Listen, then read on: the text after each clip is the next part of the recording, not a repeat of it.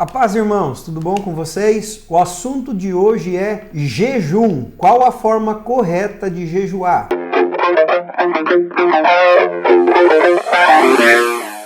E a pauta de hoje foi sugestão da nossa querida irmã Dalvana_AS,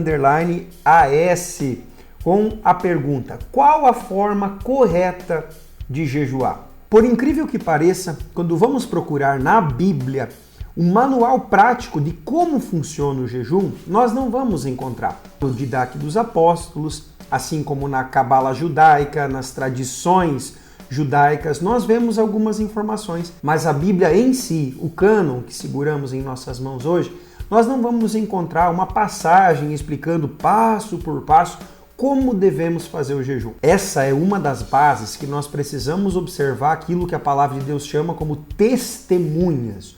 Ou seja, pessoas que aplicaram o princípio para fins, observar como foram feitas e reproduzir. Sobre as testemunhas, nós temos várias e várias passagens que tratam sobre o assunto de jejum, dizendo quanto elas jejuaram, como jejuaram e para que jejuaram. Um dos primeiros expoentes que mergulhou fundo na matéria de jejum foi o nosso querido irmão Moisés. Dentre as várias passagens que nós podemos encontrar sobre Moisés jejuando, nós vamos encontrar a principal, quando Moisés sobe ao monte para encontrar-se com Deus e Deus dá a ele a lei.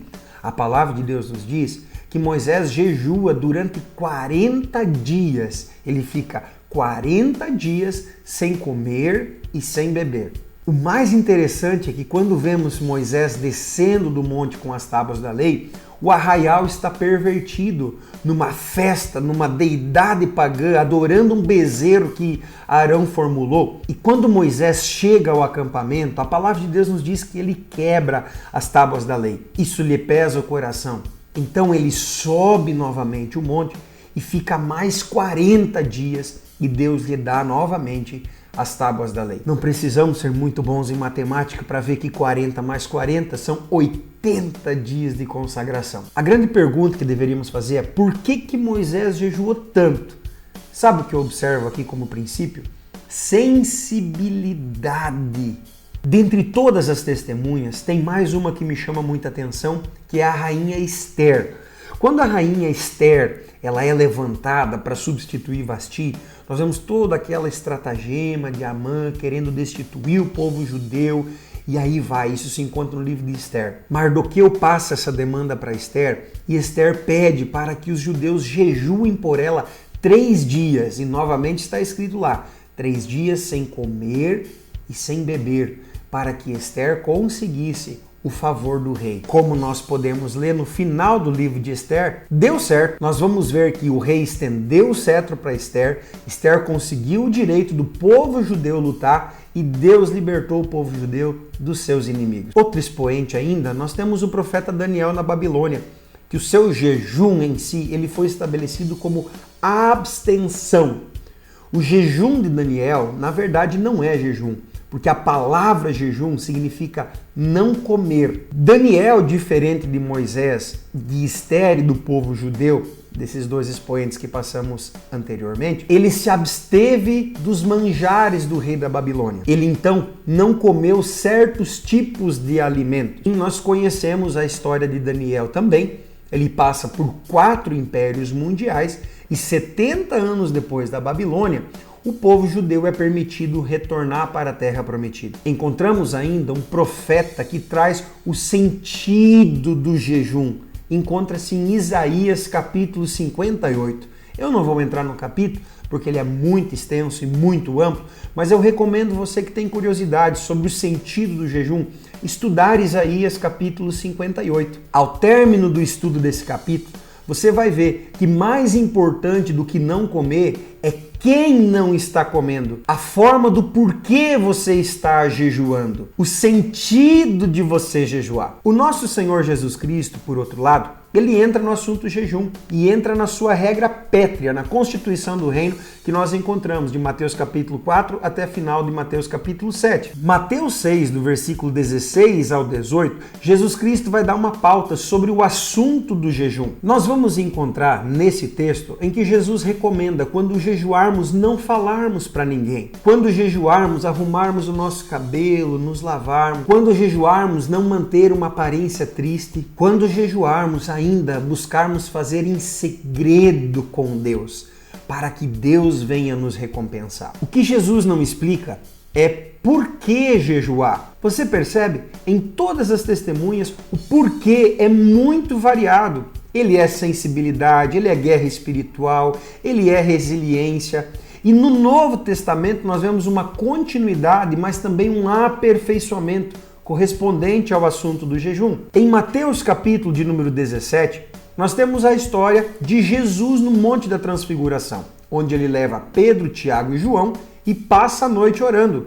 Ao descer do monte, Jesus Cristo encontra um pai com um filho terrivelmente endemoniado e a seguinte expressão: eu trouxe ele aos teus discípulos, mas eles não conseguiram expulsar o demônio. Então Jesus Cristo, com um certo tom de indignação, se você ler esse capítulo, ele fala: até quando eu vou ter que suportar vocês? O menino é trazido em sua presença e Jesus expulsa o demônio daquele menino. Por fim, em particular, os seus discípulos lhe perguntam: mestre, por que nós não conseguimos expulsar esse demônio? Mateus 17, 21, Jesus Cristo explana: esse tipo de demônio só sai por intermédio da oração e do jejum. Algumas traduções mais antigas e alguns textos mais antigos não trazem a palavra jejum, colocam só oração. O que, na verdade, nós não podemos interpretar como um equívoco, porque todos os demônios saem por intermédio da oração no nome de Jesus.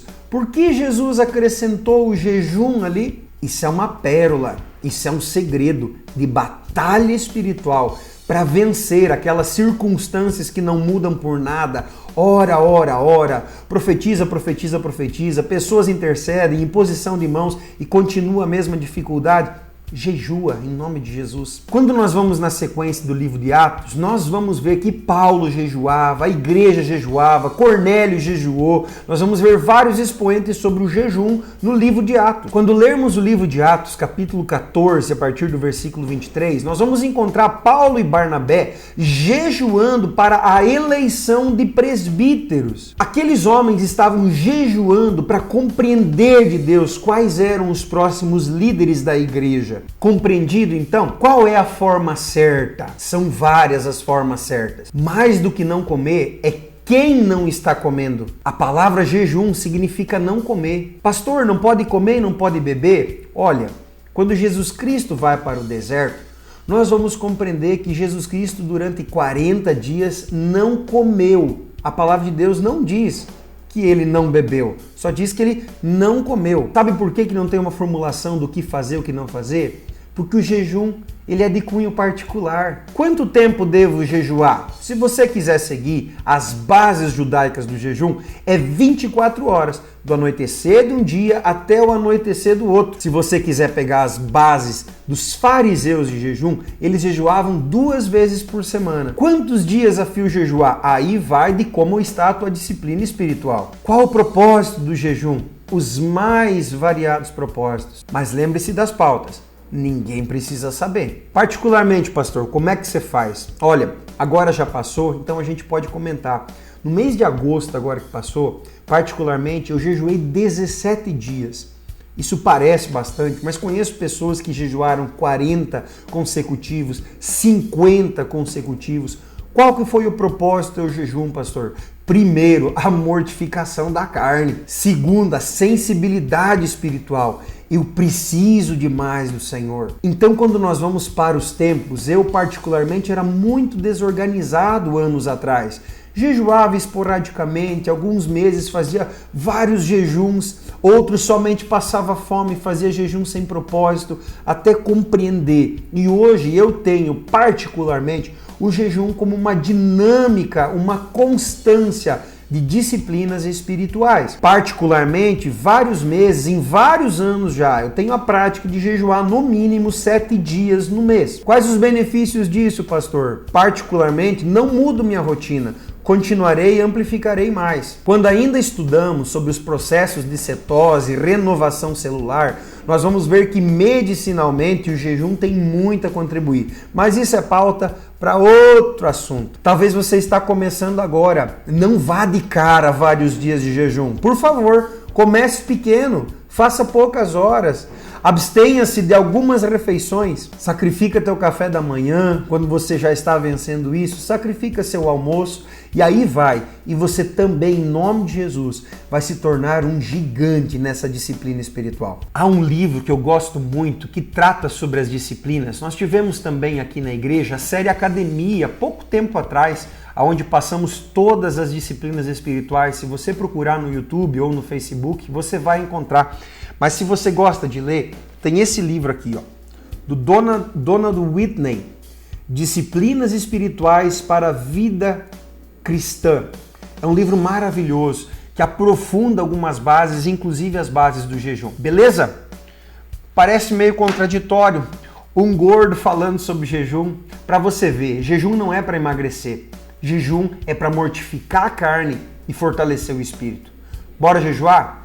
Deus te abençoe, em nome de Jesus.